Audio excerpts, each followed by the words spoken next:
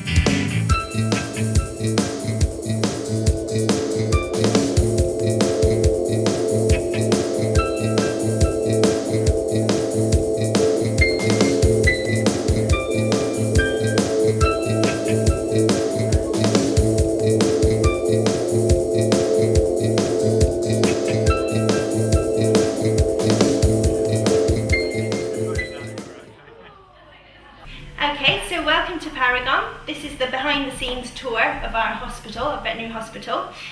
We thought to make it a bit more interesting for you all, we thought we'd do a story, and we've got a celebrity. There's a dog called Muttley. I don't know if any of you have heard of him before.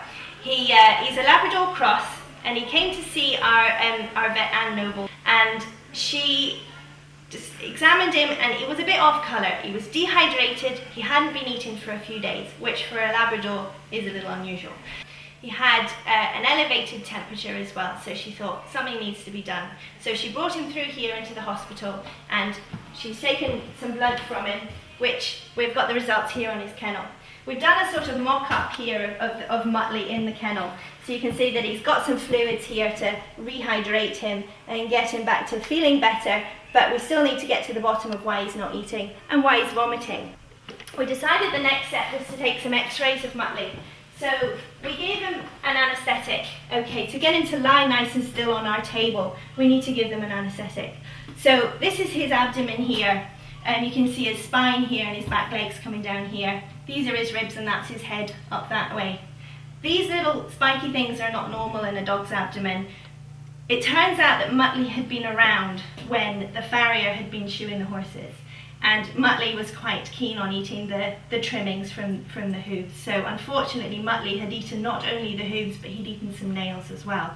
Now, they're not going to come out of his abdomen the normal way, so we decided that they needed to come out surgically. So we needed to open his abdomen and actually remove them. So once Muttley's come through from the x-ray machine, he's still under the anaesthetic. So what we've done is we've brought him through to our prep area, so we prepare them for surgery in here. We put him in the trough upside down so that we've got his belly here that we can clip and get it nice and clean. We use the chlorhexidine scrub there to get the skin really, really clean, and then we put the surgical spirit over it. So it is as clean as we can get it before surgery. He's still under the anaesthetic, so we've got a registered nurse who's actually monitoring the anaesthetic to make sure that he's getting the right amount of anaesthetic agent and oxygen, and that his blood and his heart rate are all at the right level. So what we do is we bring him through from here. Once the surgeon's all prepared and scrubbed up and gloved up and gowned, we then take him through to the operating theatre where we can start surgery. So this is our operating theatre. We've kind of set it up as though this was Muttley under the drapes here. So obviously you can see the abdominal wound that we've made, and we've got everything here is sterile so that the surgeon is able to touch the equipment and the drapes. We keep the x-ray up here just to refer to, just so that we can make sure that we know what we're looking at, and we know that we've got 4 pieces of nail out rather than missing one or whatever. And we've got our surgical light, which we can focus down on the bit that we're looking at, and our anaesthetic machine and our anaesthetic monitoring equipment here. So after about 5 days of recovering in our hospital and on fluids and eating the right food and having his wound monitored, Muttley went home, and he's happy and eating normal food again, and hopefully not hooves.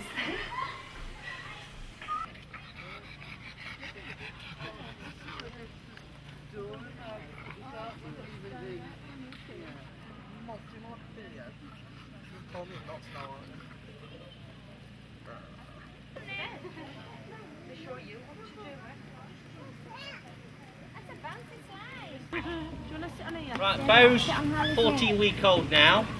He's 16. His dad's a champion and his mother's a champion. He's the latest recruit to his kennel. Fetched him from down in Cambridge. And all to get a dog hunting. Initially, he's going to use his sight.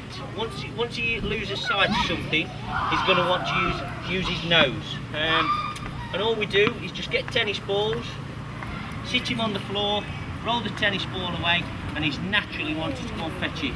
Good boy. Now, he can run around, he can do as he pleases. The target is that he picks up that ball and he carries it. Eventually that ball will become a bird or whatever he's sent for. Both. And all we do, we have a long garage outside. All my dogs work on a whistle. Commands on a whistle means the dog wants to sit. In order to get a dog sitting on the whistle, when you're training him, stick him on a lead. Yeah. Stick him on a lead, and when you're walking, sit. So you've got your dog sitting. Don't try and introduce a whistle if your dog's not sitting. Always make sure your dog's sitting. So you can walk along, sit. Yeah. And then once you know he's sitting all the time, sit. So what you've done there, you've told the dog to sit. It's a new command, which is the whistle. So it associates that whistle now with a command. So walking again, sit. Always sit first. Eventually you'll lose sit and it will just be the whistle. So the next time you do it, here.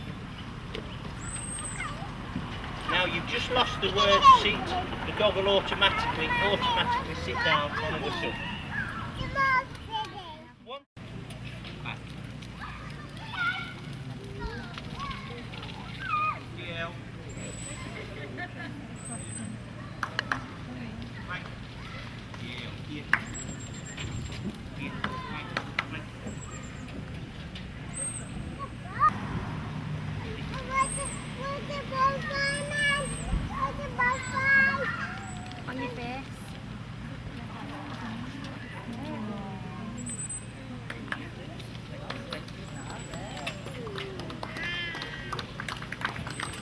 lite gugge.